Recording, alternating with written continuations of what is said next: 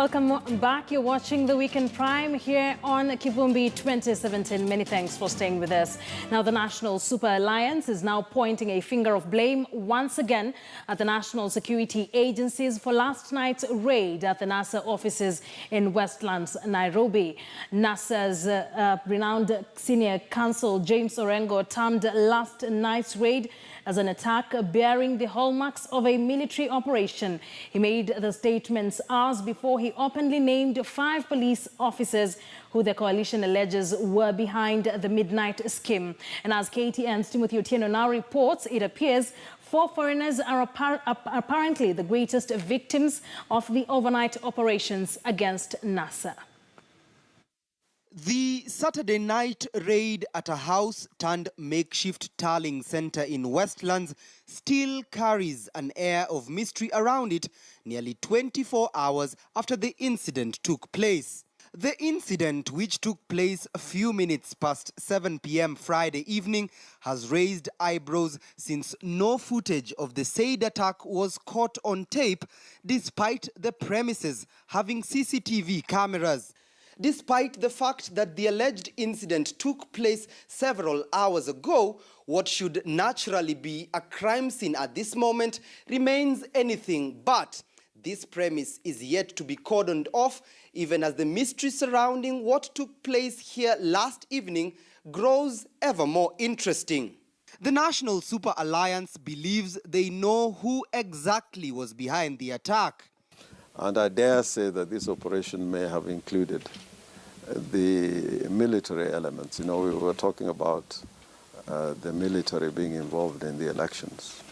And now we can see how this is being carried out. At Nairobi's Uhuru Park, the coalition would sensationally claim that 15 officers were behind the raid. Wale maofisa wa polisi walienda katika National Center wa NASA. Tayari tumepata majina yao. Nisome ama sisome? Nisome ama sisome? Kani ukweli by then kitu mbaya because hiyo ni kitu haisaili hata kati ni kupata kura ama ni nini, hiyo ni kitu mbaya sana. Hatujajua nia na madhumuni yalikuwa yanakusudia nini. But it appears the immediate casualty of last night's raid may not have been NASA, but 4 foreigners whom the coalition heavily depended on for next week's election. KTN News has established the names of 2 of the 4 individuals as American-born John Phillips Aristotle, who resides in Westlands, and Canadian Andreas Katsoris. The American embassy in Kenya has confirmed that indeed the 2 were deported today. 2 Ghanaian nationals who had also been invited into the country yesternight as election consultants did not complete their journey. They were removed from their plane. They did not formally disembark from the plane. They were taken away by the police and pushed into another plane by this morning back to Ghana.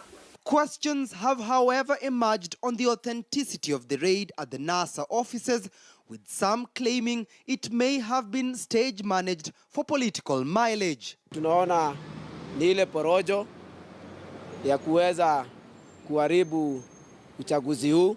Hiyo nadhani ni story ya uongo cause tuna imani kwa serikali yetu wanatuprovide security ya kutosha. And even though the opposition has denied that the attack may have been planned, that did not stop Kenyans online from creating humor from the incident, with the hashtag NASA Raid Challenge trending throughout the day. The police deny that any report was registered over the raid, even as NASA claimed they filed one at the Parklands police station.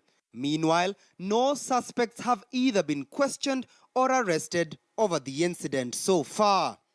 Timothy Otieno, KTN News.